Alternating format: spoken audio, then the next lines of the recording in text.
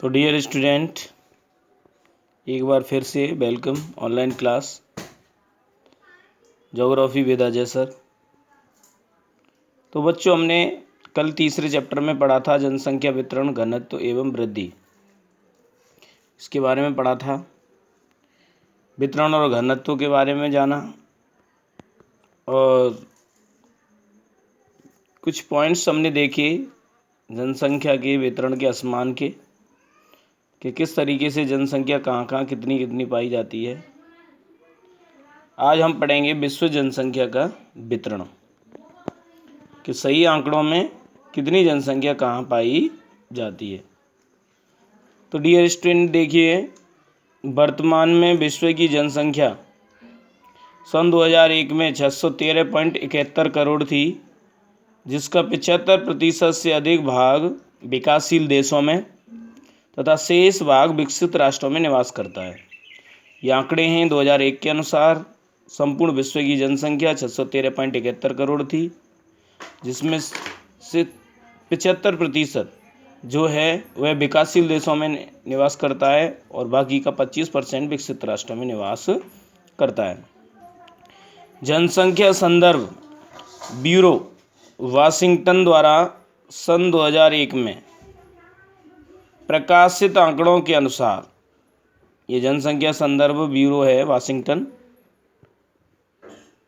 USA का, उसके द्वारा सन 2001 में प्रकाशित आंकड़ों के अनुसार एशिया की जनसंख्या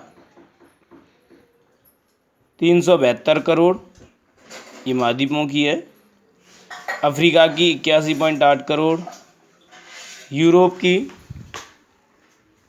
रूस सहित, क्योंकि यूरोप और एशिया दोनों में रूस आता है, रूस विश्व का सबसे बड़ा देश है क्षेत्रफल की दृष्टि से, रूस सहित 72.7 करोड़, दक्षिणी अमेरिका की 35 करोड़ और उत्तरी अमेरिका की 49.4 करोड़ तथा ओशनिया यानी ऑस्ट्रेलिया की 3.1 करोड़ थी। तो ये सन 2001 के अनुसार आंकड़े दिए गए हैं। इसके बाद में संयुक्त राष्ट्र संघ की रिपोर्ट यूएनओ के अनुसार वर्ष 2013 में विश्व की कुल जनसंख्या 714 करोड़ है। एशिया विश्व का सर्वाधिक जनसंख्या वाला महाद्वीप है, सबसे बड़ा जनसंख्या में एशिया महाद्वीप है, जिसके अंतर्गत विश्व की 60.27% जनसंख्या पाई जाती है। विश्व का सबसे बड़ा जनसंख्या की दृष्टि से और क्षेत्रफल की दृष्टि से भी एशिया महाद्वीप है, जहाँ पर 60.27% जनसंख्या निवास करती है। इसके बाद में अफ्रीका एवं यूरोप में क्रमशः अफ्रीका में 15.41 और यूरोप में 10.37% विश्व की जनसंख्या निवास करती है। इसके बाद उत्तरी अमेरिका में 7.80% और दक्षिण अमेरिका में 5.62% और ऑस्ट्रेलिया में 0.53% का स्थान आता है। ये सन 2013 के अनुसार है। विश्व में महाद्वीपों के अनुसार जनसंख्या का वितरण सारणी 3.1 में आरेख 3.1 में प्रदर्शित किया गया है। तो हम देख सकते हैं कि देखिए, ये 2013 के अनुसार हैं, ये महाद्वीप है, ये दर जनसंख्या मिलियन और जनसंख्या प्रतिशत। तो एशिया, अफ्रीका, यूरोप, उत्तरी अमेरिका, दक्षिण अमेरिका और ऑस्ट्रेलिया पहले ऊपर ये बताए जा चुके हैं सभी, तो आप देख लेना। इसके बाद में ये ग्राफ दंडारेख दिया हुआ है, किस तरीके से जैसे जैसे जनसंख्या का पैमाना है उस तरीके से कम होता जा रहा है। अब देखिए, यदि जनसंख्या के वितरण को विभिन्न देशों के अनुसार देखें, ये तो था महाद्वीप के अनुसार, अगर हम इस वितरण को देशों के अनुसार देखें तो भी उनके क्षेत्रफल और जनसंख्या के वितरण में पर्याप्त विषमताएं यानी असमानताएं पाई जाती हैं कि कहीं बहुत से देशों का क्षेत्रफल बहुत कम है, जनसंख्या सबसे ज़्यादा है, बहुत से देशों का क्षेत्रफल ज़्यादा है, जनसंख्या बहुत कम है। तो ये इस तरीके से बहुत सारी विषमताएं पाई जाती हैं। विश्व के कुछ बड़े राष्ट्र कम जनसंख्या वाले हैं तथा क्षेत्रफल की दृष्टि से कुछ छोटे देशों में जनसंख्या का जमाव, जो छोटे देश हैं उनमें जनसंख्या का जमाव अधिक दिखाई देता है। तो जनसंख्या की दृष्टि से विश्व के कुछ बड़े देशों को सारणी 3.2 में बताया गया है। तो देखिए, इधर ये चीन है, सबसे ज़्यादा जनसंख्या चीन में है। ये 2001 के आंकड़े हैं, ये 2013 के आंकड़े हैं, ये 135.7 करोड़ है।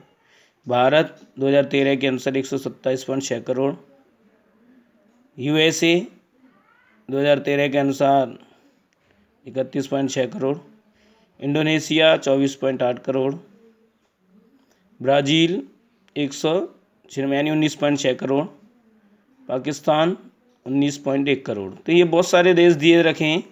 इस तरीके से संपूर्ण विश्व की ये हो गई 714 करोड़, यानी 713.8 करोड़। तो देखिए बच्चों, सारणी 3.2 को देखने से स्पष्ट होता है कि विश्व की सर्वाधिक जनसंख्या वाला देश क्या है? चीन है। और बेटा यहाँ से क्वेश्चन आता है, सिंपल सा क्वेश्चन है, आता है जिसकी देखिए आगे, चीन है जिसकी जनसंख्या सन 2013 के अनुसार 1357 मिलियन का मतलब होता है, 10 लाख, और इसको हम करोड़ में बदलेंगे तो ये होगा 135.7 करोड़।